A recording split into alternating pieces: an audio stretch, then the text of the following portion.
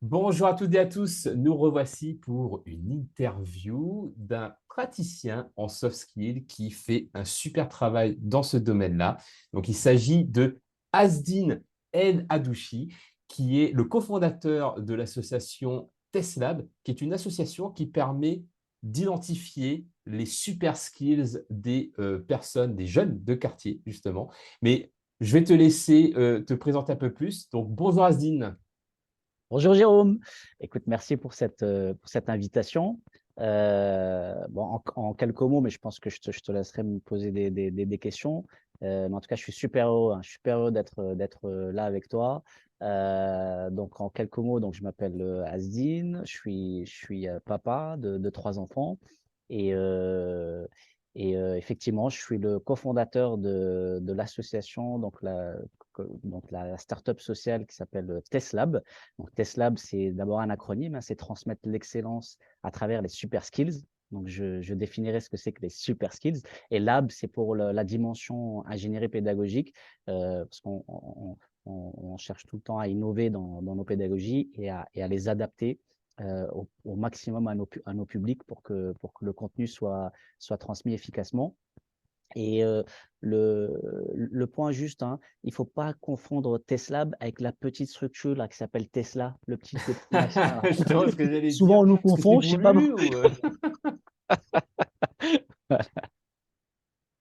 ou Super. Donc oui, et du coup, tu es basé en Alsace, c'est ça? Donc, effectivement, donc on est à Strasbourg, donc capitale alsacienne, capitale des choucroutes et de la bretzel.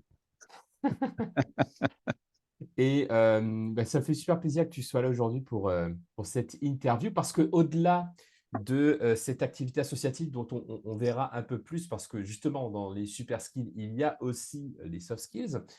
Mais avant d'aller voir ce que tu fais avec l'association, moi j'aimerais qu'on parle un peu plus de toi et ton parcours, parce que je trouve il est vraiment inspirant.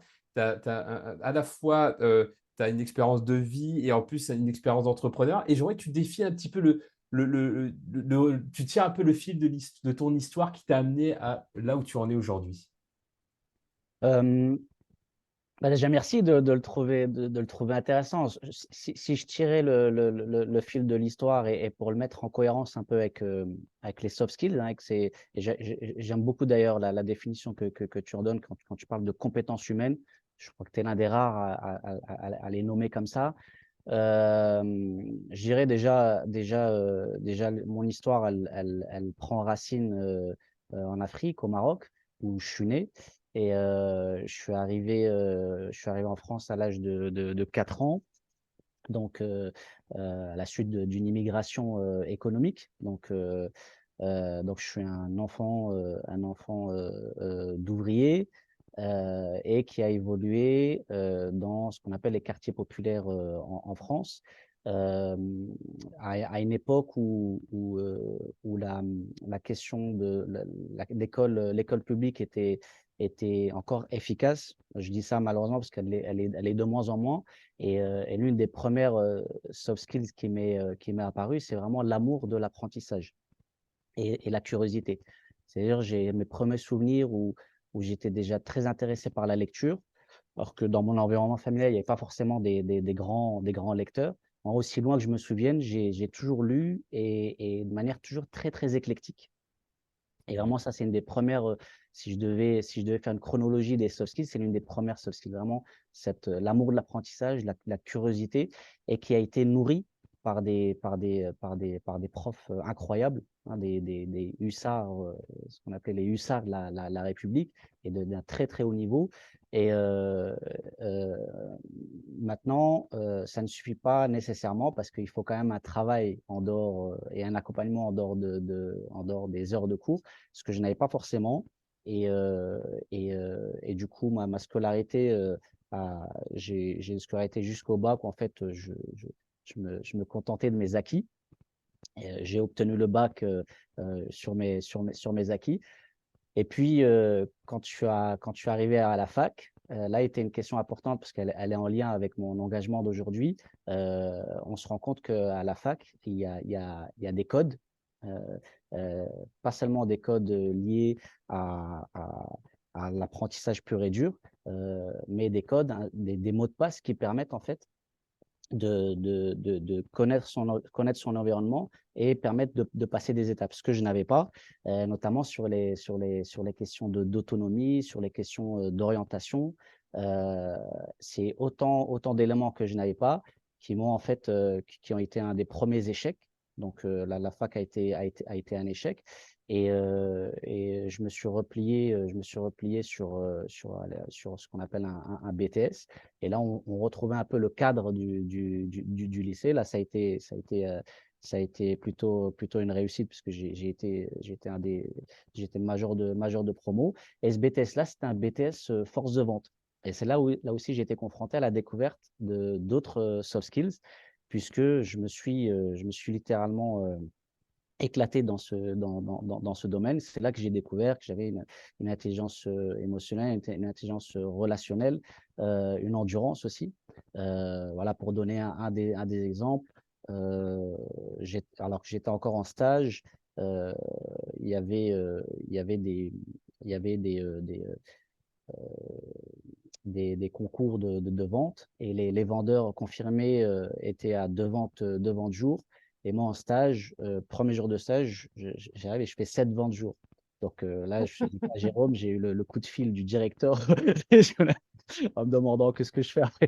Et, euh, et en fait, ce qui pouvait paraître difficile pour certains, moi, c'était facile, c'est-à-dire le relationnel, m'adapter. Effectivement, mon environnement et mon background, c'est ce qui m'a permis de développer ces soft skills parce que avoir un environnement culturel à la maison et un autre à l'extérieur, en fait, pourquoi on parle souvent de richesse. Ben, l'une des raisons, c'est vraiment les soft skills, parce que là, on développe cette capacité à décoder, décoder le monde et surtout s'adapter. Et Dieu sait que l'adaptabilité, c'est une des soft skills les plus importantes. On sort d'un monde pour entrer dans un autre et on fait ce mouvement de va-et-vient et ces adaptations qu'on doit faire à l'intérieur de soi, c'est le développement très concret d'une société comme l'adaptabilité. Après, je me suis, j'ai développé d'autres soft skills. Je suis rentré dans une entreprise, justement pour la petite histoire. Les 7 ventes jours, c'était un stage dans une grande entreprise, mais j'ai fait le choix à l'issue du diplôme de rentrer dans une start-up qui venait de se créer. Et l'idée pour moi, c'était de me dire, je sentais que j'étais en plein épanouissement et je voulais avoir de la place, en fait. C'était une intuition que j'avais à cette époque-là. Donc, j'ai fait le pari de rentrer dans une boîte qui venait de se créer. J'étais l'un des premiers salariés. Et l'idée, c'était qu'en échange de cette prise de risque, eh ben, l'entreprise allait me donner plus de responsabilités et plus de marge de manœuvre que dans une... Et plus tôt et plus rapidement dans ta carrière, si je comprends bien. Exactement ça. Et du coup, Ouais, en plus 5 vite que dans ans, des grands groupes où pour monter dans les échelons, eh bien, vendre ne suffit pas, il faut aussi faire de la politique. Ben, alors ça, je l'ignorais encore à ce moment-là, j'étais encore un peu Mhm. trop vert. Je m'en suis rendu. C'était vraiment sur l'aspect, en fait, avoir de la place. Ok. Et c'est durant le stage que je me suis rendu compte de ça. Voilà, les places étaient déjà prises et Hmm. ça allait être trop long, en fait, pour moi à l'époque. Oui. Du coup, en 5 ans, allez, en 6 ans, je suis passé du premier salarié et la boîte a grossi. On est devenu plusieurs dizaines, 50. Et donc, moi, je suis passé directeur commercial et j'ouvrais des agences. Et à Puis, quel âge à ce moment-là? ah, bah écoute, tu vas avoir, quand j'étais directeur, je devais avoir 25 ans. Waouh, 26. incroyable. Directeur commercial à 25 ans, ok. Ouais. Et donc, je manageais une trentaine de personnes. Et c'est là que j'aurais une autre soft skill, mais qui est très liée à la société d'apprendre à apprendre et la curiosité. C'est cette capacité à, à, à manager, qui est différent de la vente. Hein. Souvent Hmm. c'est deux métiers complètement différents. Et cette appétence pour les relations humaines, mais qui est très liée aussi à l'intelligence relationnelle, l'intelligence émotionnelle. C'est aussi là alors, je ne l'ai pas vraiment découvert. C'est ça qui est intéressant avec les soft skills, c'est que c'est souvent, la connaissance de soi, elle passe souvent par les autres. Donc, en fait, Mhm. c'est les autres qui me renvoyaient cette capacité-là, on ne le voit pas forcément. Et du coup, d'où l'intérêt d'ailleurs de, du, du De l'exercice qu'on fait dans le praticiel, justement, où on demande exactement, le top 5 de ses forces à d'autres exactement. personnes. Tout à fait, tout à fait. En fait, cet exercice en miroir, je pense que heu, j'ai été étonné par un chiffre il y a une étude qui disait que 60 des cadres ou peut-être un peu plus, heu, connaissaient leurs soft skills. Moi, j'étais un peu étonné parce que ou alors je pense qu'ils minorent le nombre de soft skills qu'ils connaissent parce que, quelqu'un qui n'a pas fait, cet exercice en miroir, je Mm. ne pense pas qu'il puisse connaître l'étendue de ses compétences humaines. Mm. Alors Et pour donc, le management, toi, le fait de manager des personnes t'a aidé à conscientiser ces forces-là, du coup, c'est ça? heu, avant ça, c'est l'entourage professionnel qui me disait que je pouvais, prétendre à aller sur ce OK. métier-là. Mm. Donc très clairement, les CEO de la boîte ont vu que je pouvais aller sur ces métiers-là et ils m'ont fait confiance. Effectivement, ça a été une autre occasion de de de découvrir pour moi ces soft skills-là. Donc, directeur commercial à 25 ans, dans une start-up. Et après, qu'est-ce qui se passe? Je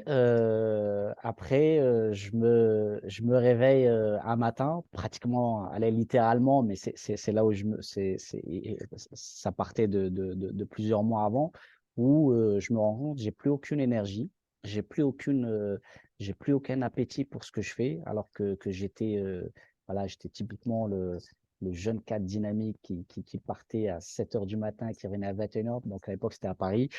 Et un matin, je vois que j'ai plus du tout l'envie et du Mm. coup, bah, ça me questionne. Je dis donc ça dure plusieurs mois et je comprends pas. Donc je suis pas quelqu'un qui peut vraiment me forcer et puis à force, je me rends compte qu'en fait j'avais, c'est plus tard, hein, c'est dans d'autres discussions qu'on m'a parlé de la question des cycles. Donc moi, je suis plutôt quelqu'un qui fonctionne en cycle de 7 ans, 10 ans.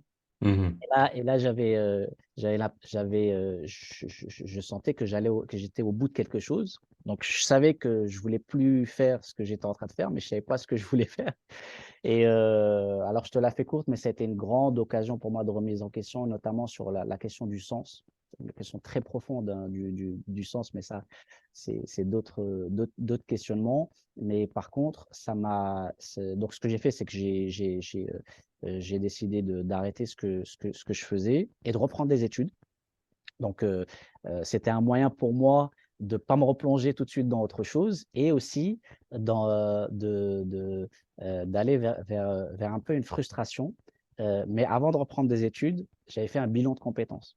En fait, Mhm. et c'est là un des points d'orgue vraiment, qui m'a mis sur la piste de ce que je fais aujourd'hui. Dans ce bilan de compétences, en fait, j'ai découvert 2 choses. La première, j'ai découvert pourquoi en fait je ne voulais plus faire ce que je faisais. On a vu à l'époque la consultante de l'époque, j'avais une dimension sociale, dominante. Elle m'a dit: «Mais c'est normal que vous voulez plus faire ce que vous voulez. En fait, aujourd'hui, vous serez plus intéressé par des métiers sociaux», au sens large du terme, hein, quand on dit des métiers sociaux. OK, donc en fait, très simplement, j'avais évolué, hein, entre 20 et 25, 26, 27, ben, j'étais une autre personne tout simplement et Mhm. ça, c'est la première chose, donc je comprenais et la deuxième chose, alors, ben, dans les bilans de compétences, dans ce bilan de compétences, on a mesuré mon QI. Alors, et en fait, bon, c'était la première fois que je faisais un exercice comme celui-là et en fait, le résultat du QI, en fait, m'a permis de mettre en lumière, en fait, l'autocensure que je me mettais par rapport aux études longues. En fait, Mhm. j'avais comme ça une construction mentale, une représentation que les études longues n'étaient pas faites pour moi et c'était forcément lié, à l'échec, cuisant de, mon expérience post-bac à la fac et je comprenais pas encore que c'était dû au manque de code et cetera. Et effectivement, j'avais peut-être fait une association avec, une limite cognitive. En fait, le QI, qui me plaçait un peu, qui me plaçait, Au-dessus de la moyenne, c'est ça, si je ouais, comprends voilà. bien? Et ben, en fait, et aussi alors, je dois le dire aussi, l'étonnement de la personne qui a mesuré le QI. Je veux dire que c'est-à-dire que c'est-à-dire le l'émotion l'émotion qu'elle avait l'émotion particulière qu'elle avait m'a montré en fait, je m'étais fait des idées, et c'est ce qui m'a donné vraiment à ce moment-là, la volonté de me dire, bah non, c'est bon, tu peux le faire sans problème. Et donc, j'ai repris des études, je suis retourné sur les bancs de la fac, et j'ai validé un master en management, en fait, pour mettre à niveau mon expérience professionnelle et mes diplômes. Et ensuite, j'avais rencontré une personne dans le cursus qui était une coach. Et une fois, elle m'avait pris à part à la fin d'un cours. Elle m'a demandé est-ce que je m'intéressais au métier d'accompagnement. Je lui dis pourquoi vous me demandez ça? Elle me dit parce que dans les interactions que j'ai avec toi, etc., je vois que tu en as les facultés. Et c'est incroyable, hein, ces personnes comme ça qui prennent sur eux parce que en fait, c'est ce qui m'a complètement décidé à m'orienter du coup vers les métiers de l'accompagnement et de la formation. Donc, je suis devenu formateur en management et en communication interpersonnelle. Et c'est là que j'ai décidé aussi que tous les ans, je me formerais à quelque chose. Ouais. Mmh. Je me suis également formé aux thérapies brèves, l'hypnose érectionnelle, l'EFT. Et ensuite, j'ai co-créé donc cette start-up sociale, hein, qui s'appelle Teslab, et ben dans l'idée en fait de créer ce que j'aurais voulu avoir au même âge. Donc finalement, que ce qu'on fait, on leur dit voilà la chose très très importante, c'est qu'il faut que tu connaisses tes forces parce que tu as des forces. Et il ne faut pas confondre, ce n'est pas parce que tu n'as pas d'expérience professionnelle que tu n'as pas de force et de qualité. Ou Et pas donc, et ou même pas de diplôme d'ailleurs, parce que c'est souvent ce qui revient aussi. C'est mais parce que tu as pas de diplôme que tu as pas des exactement. compétences comportementales. Et surtout en France où, Mmh mh. de moins en moins, mais c'est quand même encore le cas, faut pas rêver, où en fait la culture du diplôme, de Mmh. l'élitisme, heu est encore, bien marquée et prégnante. Et c'est pour ça on a un beau, leitmotiv là-dessus. On leur dit que, «Fais de ton potentiel une force pour le monde de demain». C'est-à-dire donc d'abord identifier ton potentiel. Rien que le fait de l'identifier, donc tes soft skills, hein, très clairement, hein, comme moi ça a été le cas avec le bilan de compétences, tu vas déjà gagner en confiance en toi. Ça c'est clair. Ensuite, on les aide à savoir, prendre la parole, c'est-à-dire symboliquement prendre la parole, c'est prendre ta place dans le monde. Mmh. Et les autres, super skills, on attache une importance aux compétences numériques, notamment les compétences no code, hein, qui Mmh permettent, mh. nous, on croit beaucoup, pas seulement nous, hein, mais que les compétences no code numériques vont être les compétences, vont devenir des compétences transversales. Comme aujourd'hui, le fait de maîtriser Word ou Excel. euh, pour ceux qui connaissent les outils, le fait de maîtriser Airtable ou Webflow pour créer des sites internet sans savoir coder, donc, et on les aide à développer leur esprit entrepreneurial, même s'ils n'ont pas de projet. Mais en fait, Mmh. le fait de prendre l'initiative et de savoir quelles peuvent être les étapes pour se mettre en branle, pour se mettre en route, c'est absolument indispensable. Mmh. Waouh, bah, super, merci beaucoup pour ce partage et très riche et j'ai quand même une question avant d'aller un peu plus loin dans ce que, propose Teslab et ce que vous faites justement, avec cette start-up sociale. Je veux revenir quand même sur ton parcours parce que tu as mis le point sur, par exemple, que l'adaptabilité, ça a été une des soft skills clés qui t'a aidé tout au long de ton parcours et à pivoter, que ce soit, pour le BTS, pour, le premier boulot, pour ensuite le management, les études et cetera. Est-ce qu'il y a d'autres soft skills comme ça que tu as identifiées et qui t'ont été utiles dans plein de situations différentes? Parce que quelque part, c'est ça une des forces des soft skills, c'est que, même si elles nous ont été utiles dans une situation spécifique, elle nous le sera toujours dans d'autres situations.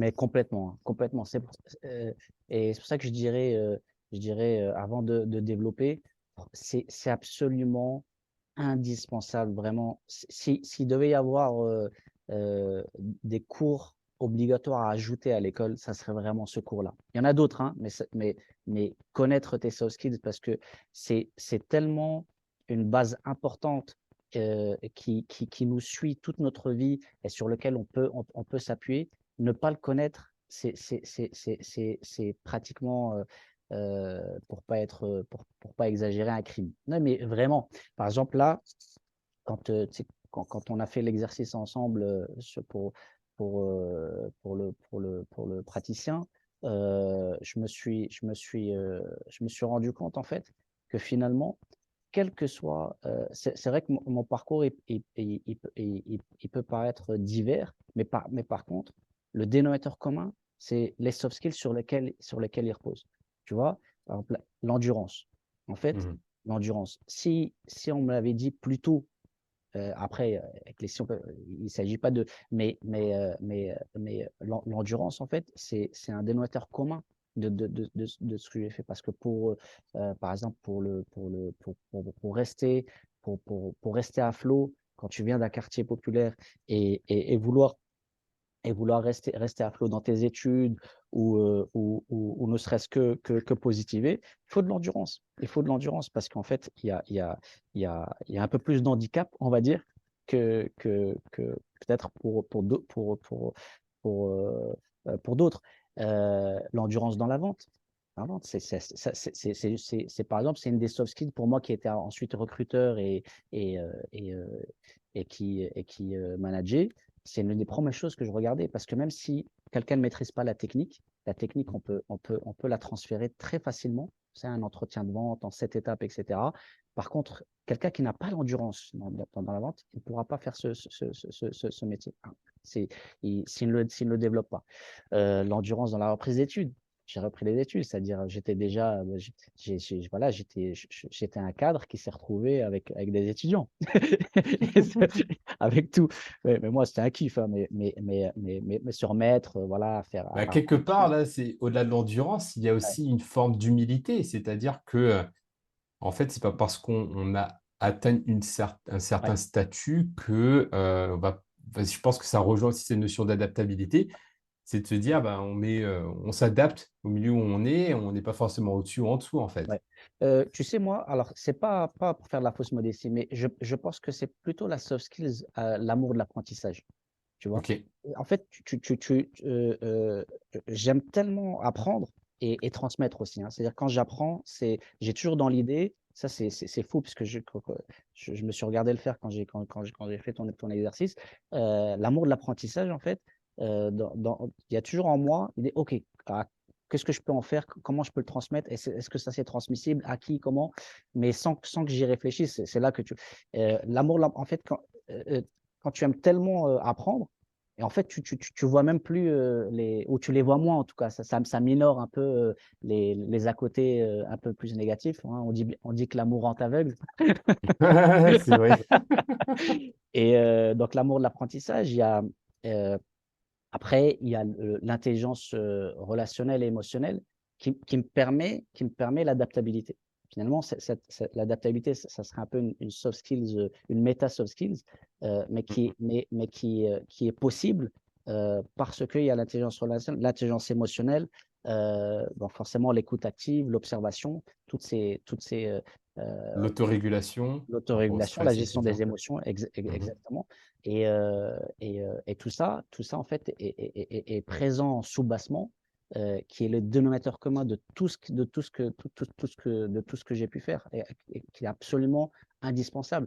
Pas seulement pour l'exercer, mais je le dis sans problème parce que c'est vraiment ce qu'on répète, mais qui permet également d'exceller quand tu les as identifiés. Mmh. Mmh. Mmh.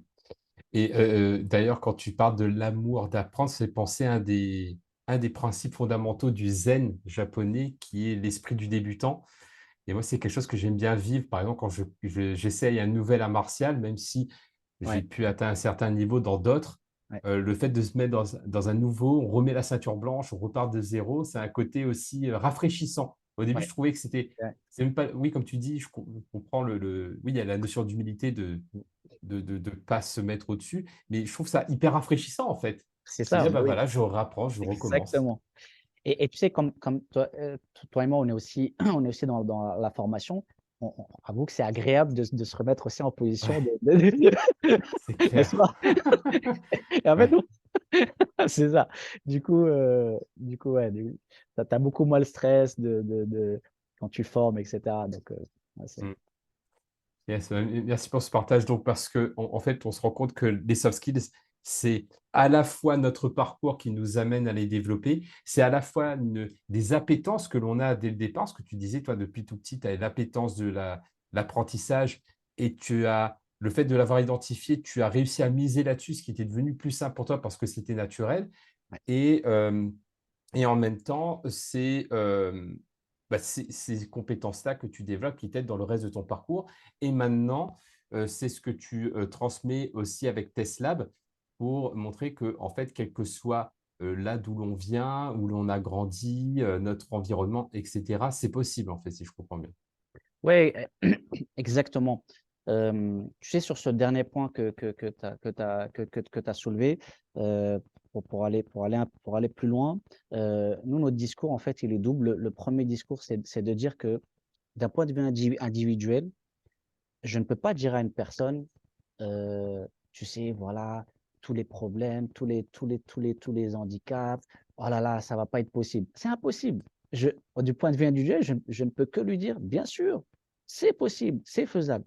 Après, d'un point de vue macro, juste pour aller plus loin dans l'idée, d'un point de vue macro, bien sûr qu'il y a des problèmes, des problématiques qui restent à résoudre, mais là, ça fait l'objet d'un plaidoyer, et d'un plaidoyer peut-être même politique, pas au sens électoraliste, hein, au sens de s'intéresser à la vie de Ouais, le système, en fait, tout Exact, simplement. Mmh. exactement. C'est pour ça que, en fait, du point de vue individuel, on ne va pas dénier des problèmes, mais par contre, on va dire c'est possible. Et nous, l'une des voies qu'on te propose, c'est de te dire, commence par regarder et connaître tes forces.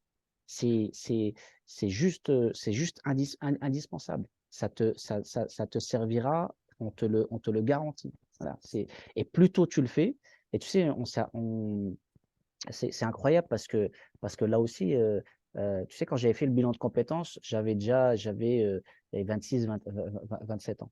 Et, heu et heu et tu sais, c'est un truc qui est financé par ton entreprise quand tu le Mmh. fais. C'est pas donné, hein, et j'avais posé la question. Donc tu vois, la curiosité, j'avais posé la question, à la consultante qui m'avait fait passer le bilan de compétences. Et je lui dis: qui vient faire ce bilan de compétences? Quel profil?» Et elle m'a dit: «Bah, il y a des gens comme vous qui viennent du monde de l'entreprise». Elle m'a dit un truc qui m'a vraiment étonné. Elle m'a dit: «Mais j'ai aussi des étudiants». J'ai dit: «Ah bon?» J'ai dit: «Parce que le truc est pas donné, tu vois? Des étudiants?» Mmh. Elle m'a dit: «Oui, en fait, c'est leurs parents qui financent le bilan de compétences pour les aider à mieux s'orienter». Et là, dans ma tête, je dis: «Ah ouais, c'est évident». Je dis: «Mais ça, il faut le démocratiser le plus possible». Tu vois? Et Mmh. c'est l'une des missions de Tesla. D'accord, donc faites aussi du bilan de compétences Non, aussi pour, l'une des dimensions de la bilan de compétences, c'est-à-dire l'identification oui. notamment des compétences transversales. Mmh. OK, excellent. Et aujourd'hui, donc là, on a parlé de ton parcours, de ce que tu fais aujourd'hui. Aujourd'hui, quels sont s'il y avait un top 3 des soft skills qui te sont le plus utiles à titre pro et perso, est-ce que ce sont les mêmes que tu as cités ou est-ce qu'il y en a d'autres aujourd'hui qui te sont, encore plus utiles? Hem, top 3, alors pas forcément dans l'ordre, mais le top 3, hem, je dirais vraiment la question de l'intelligence émotionnelle et relationnelle. Mmh. Donc je crois que je me mettrais en numéro un parce que tu vois, par exemple, aujourd'hui soit dans mes relations avec l'équipe ou, je suis un des formateurs aussi, à TESAB, je suis passionné par la pédagogie. Heu, ça me ça me ça me permet en fait de voir, des choses que d'autres qui n'ont pas ces soft skills-là, qui en ont vont pas forcément voir. Tu vois, donc être très vif sur des interactions, sur des interactions humaines, pouvoir comprendre pourquoi tel ajout pédagogique ne fonctionne pas à ce moment-là, ou pourquoi telle chose fonctionne sur le. Et ça, par exemple, on a écrit toutes nos pédagogies l'année dernière et on a vraiment rentré dans le détail, même des postures. Et sans l'intelligence émotionnelle, relationnelle, c'est-à-dire et cette capacité à comprendre les dynamiques chez soi et chez les autres, ça aurait été juste impossible. Donc aujourd'hui, vraiment, si je dois mettre en top numéro 1, c'est celle-là. Ensuite, j'irai l'endurance. Endurance. Voilà, on n'a pas choisi le chemin le plus facile avec la startup sociale, tu vois, mais voilà, c'est assumé, c'est voulu. En plus, on n'a pas choisi les sujets les plus faciles. Ouais. Et c'est clair que c'est pas, voilà, voilà, aujourd'hui, on bosse comme des CEO de grosses boîtes sans avoir le salaire. Ouais. Mais, voilà, l'endurance, quoi. L'endurance. Et en numéro 3, ben, l'amour de l'apprentissage, hein. L'amour de Mhm. l'apprentissage, ouais. Mhm. Top, super. Ben, merci pour ces partages. Je trouve hyper parlant, hyper illustré. Et c'est vrai que, bah, comme tu as vu dans le programme Praticien Soft Skills, Ouais, l'une des clés, selon moi, des soft skills, c'est vraiment la capacité à contextualiser la compétence, à lui donner du contexte, une illustration pour que ça parle aux gens et que ce n'est pas juste une liste de top 10 de soft skills que l'on met comme ça, bah voilà, c'est mon top 10 et que ça ne veut rien dire derrière. ouais. Et, euh, et justement, par rapport à, voilà, on fait le point avec le praticien, Ouais. qu'est-ce que tu dirais que ça t'a apporté, cette formation praticien en soft skills? Je pense au moins deux choses. La première, la première, comme il y a, il y a une grande part qui est donnée à justement cet exercice en miroir et notamment en groupe. Et d'ailleurs, ça, c'est un point très, très important. C'est ce qu'on fait aussi à TESLab. Pour moi, quand on parle de formation soft skills, que ce soit praticien ou pour recevoir, le groupe est indispensable. Je ne vois pas comment on peut développer une formation sur la question des soft skills si ce n'est pas en groupe. Parce que la fonction miroir du groupe est absolument indispensable. La connaissance de soi passe nécessairement par les autres. D'autant plus sur les soft skills, parce que les soft skills, quand elles sont tellement exercées par automatisme et naturellement, c'est comme si j'approchais ma main tellement proche de moi. Si ce n'est pas l'autre qui me dit que c'est une main, je ne peux pas le savoir de moi-même, pour certaines en tout cas. Donc, force du groupe, les exercices qui permettent, en miroir, d'aller dans le détail, de nos soft skills et de pouvoir les illustrer. Et pour un aspect plus technique, j'ai beaucoup apprécié la modélisation.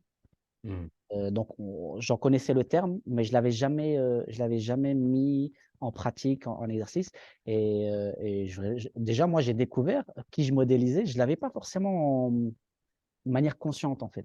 Oui, Et rappelle-moi du coup, oui, rappelle-moi, c'était qui que tu avais modélisé dans le cadre du programme? j'avais modélisé Gandhi Oui. et Malcolm X. Ah, yes, oui. Et en fait, c'est là que je me suis dit, ouais, ouais, mais en fait, comment t'es tourné vers voilà. Engagement social un petit Ouais, peu voilà, quand c'est même, ça. quoi. Ouais, mais moi-même, franchement, ça m'a surpris. Ça m'a Mm, vraiment surpris. Et surtout là où je voyais que ça correspondait à la réalité, c'est que en faisant l'exercice, eh ben, je trouvais les mots facilement. C'est là que tu vois donc, en fait, c'était présent. C'est là la formation. C'est découvrir ce qui est présent. Donc, mhm, ce qui est non conscient, hein, pour pas dire inconscient.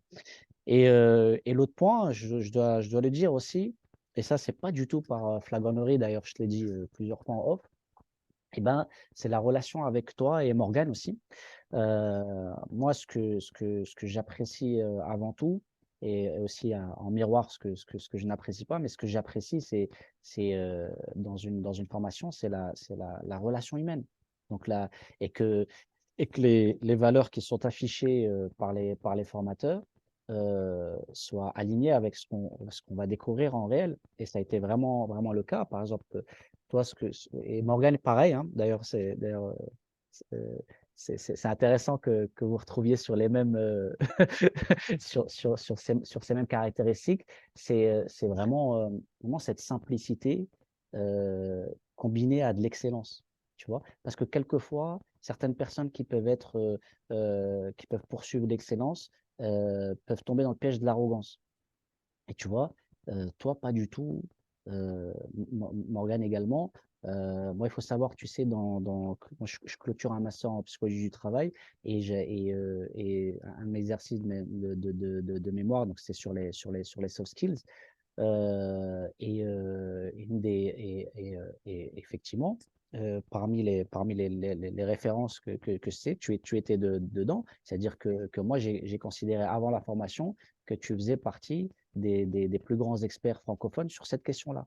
Mais dans la relation que tu peux nourrir, eh ben, tu n'es pas dans quelque chose qui peut être repoussant, tout au contraire. Donc voilà. Donc finalement, j'en ai cité Euh, trois plutôt que, que deux. Bah, merci beaucoup, ça me touche. Ah, c'est Merci beaucoup. Et ça me déstabilise un petit peu là, tu vois, du coup. Mais c'est vrai que, comme tu dis, dans la formation, moi j'ai beaucoup entendu de retours comme, même si le contenu il est génial, c'est un peu comme un resto. La bouffe, elle est géniale. Par contre, si tu es mal servi, ben, d'accord. ça gâche tout en fait. Très bonne image. Très bonne Et, image. et je pense que dans la formation, il y a un côté, ce côté-là, c'est-à-dire bien entendu, il ne faut pas être juste une personne sympathique, etc. et que derrière, il y a rien. Mais Faut que la bouffe oui, je soit pense bonne. Faut que la bouffe soit bonne. exactement. C'est Donc, ah, très bonne image. C'est exactement ça. hmm. Exactement ça. Yes. Merci beaucoup, Asdine, Ok. ça me touche beaucoup et je pense que voilà, tous ces témoignages que tu as apportés va beaucoup mettre en lumière ce qu'on entend sur les soft skills à travers ton parcours, à travers ton action avec TestLab également, que c'est justement, c'est vrai que moi j'ai démarré sur la dimension très managériale, un peu technique des soft skills, parce que c'était comme ça qu'on a commencé à l'amener en francophonie. Et aujourd'hui, on se rend compte que c'est pas une question de management ou uniquement de RH, c'est une question humaine, en fait, qui Exactement. commence dès le plus jeune âge, Ouais. qui va au-delà de la dimension corporate des entreprises, mais qui est aussi sur le terrain et le quotidien. Et je trouve que c'est super intéressant que tu apportes cette dimension-là aussi avec TestLab, parce qu'on en a besoin. Et je trouve ça top. Donc bravo à toi pour ton engagement, même s'il n'est pas simple, qu'il y a du taf. Mais c'est bien aussi que, enfin, c'est important qu'il y ait des personnes comme toi qui sont aussi engagées sur les soft skills dans cette dimension-là. Merci à toi, Jérôme. Et du coup, les personnes qui veulent te retrouver, en savoir plus, on te retrouve où? Alors, ils peuvent nous retrouver sur Instagram, parce que c'est Ok, c'est c'est un de nos outils privilégiés. Donc, il y a juste à taper TESLAB, T-E-2-S-L-A-B. Et en fait, on a toutes les infos et l'actualité sur place. On a notre site internet et tout est sur ces réseaux-là. d'accord. Donc, TestLab, je vais mettre de toute façon le lien. OK, J'ai cherché là sur Instagram, je vais mettre le lien en yes, dessous de la vidéo top. pour les personnes qui ont regardé la vidéo. Et pour les personnes qui voilà, veulent rejoindre le programme praticien, eh bien, il y a également un bouton en dessous de la vidéo pour que vous puissiez en savoir plus. Merci Asdine et à très Merci. bientôt. Merci à toi, Jérôme. À bientôt. Merci, bye bye.